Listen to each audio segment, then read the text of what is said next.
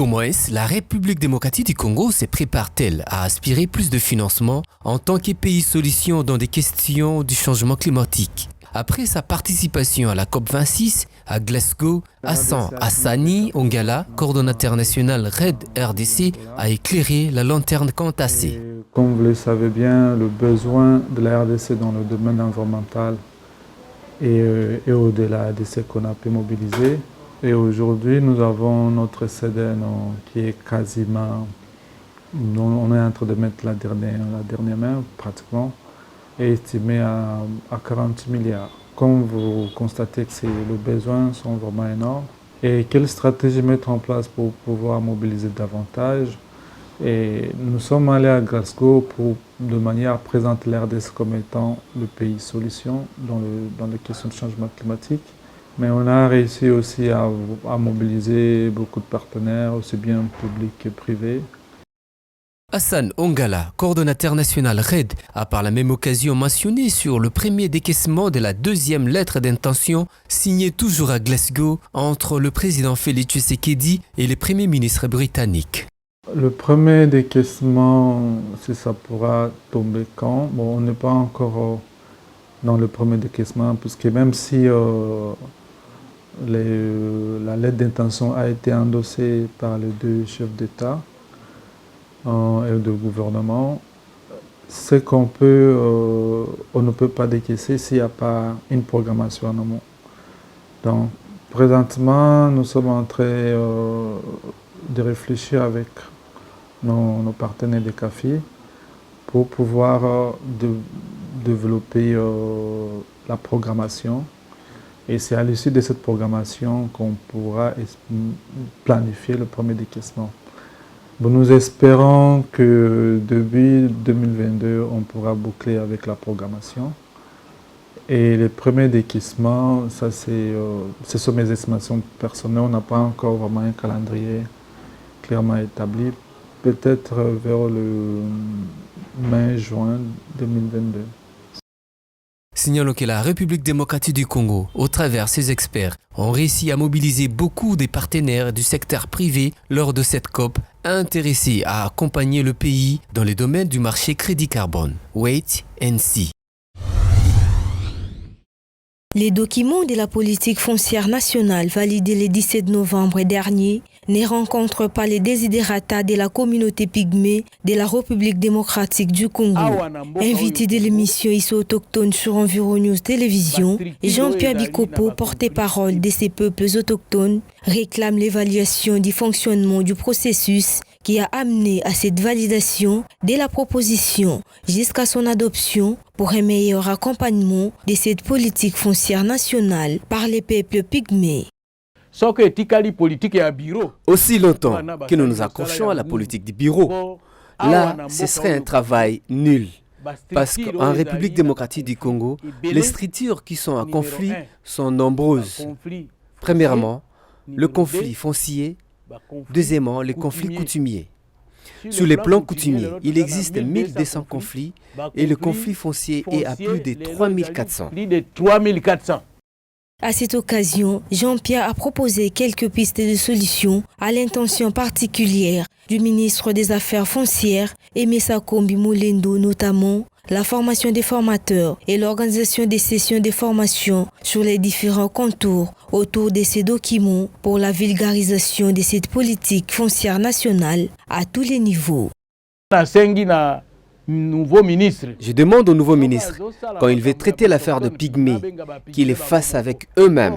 Mon constat est que quand il s'agit de Pygmée, ils se font associer avec les accompagnés. C'est ce que nous ne voulons pas.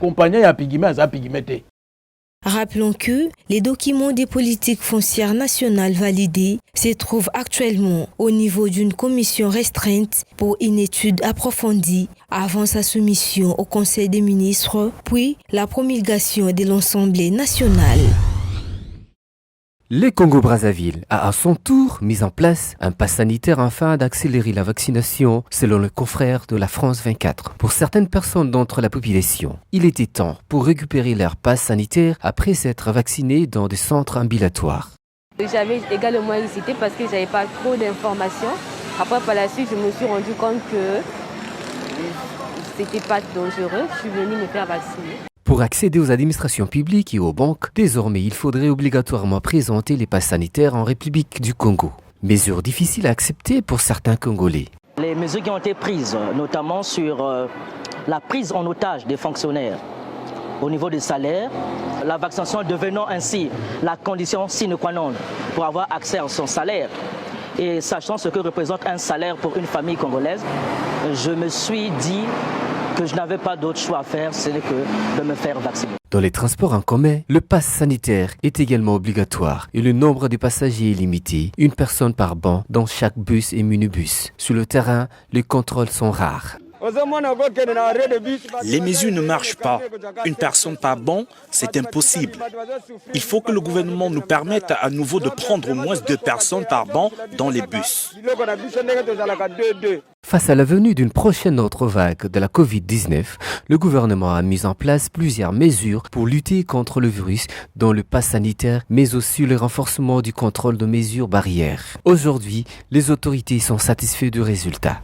On a vacciné plus de personnes en 45 jours que dans les 7 mois qui ont précédé. Mais les gens gardent le choix. Si vous voulez ne pas vous vacciner, vous serez obligé pour accéder à ces administrations de vous faire dépister. C'est cela le pass sanitaire. Signalons que 10% de la population est désormais vaccinée selon le chiffre officiel contre 5% du mois d'octobre. L'Agence congolaise d'environnement a organisé ce mercredi 22 décembre 2021 à Kinshasa un atelier de validation à l'externe du rapport provisoire de l'étude d'impact environnemental et social du projet d'aménagement de la centrale hydroélectrique de Kibombo. S'agissant de ces projets, les experts estiment que cette centrale sera dotée d'une puissance projetée de 246 MW sur la rivière Inkisi de la province du Congo central. Nous avons eu à présenter brièvement une étude d'impact environnemental que nous avons réalisée sur le projet d'aménagement d'une centrale hydroélectrique à Kibombo, c'est sur la rivière Inkisi dans le Congo central.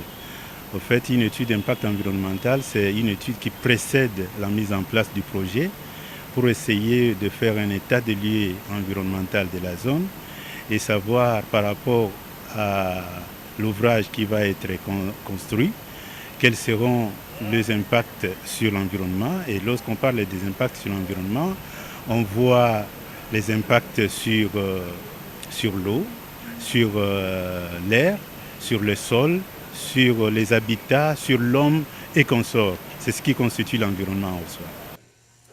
Ces projets d'investissement vont aider à remonter les niveaux industriels du pays en termes d'emploi et constituer un grand impact sur l'environnement. Steve Lemba, directeur de l'évaluation à l'Agence congolaise d'environnement, martèle que ces impacts peuvent être positifs en même temps négatifs.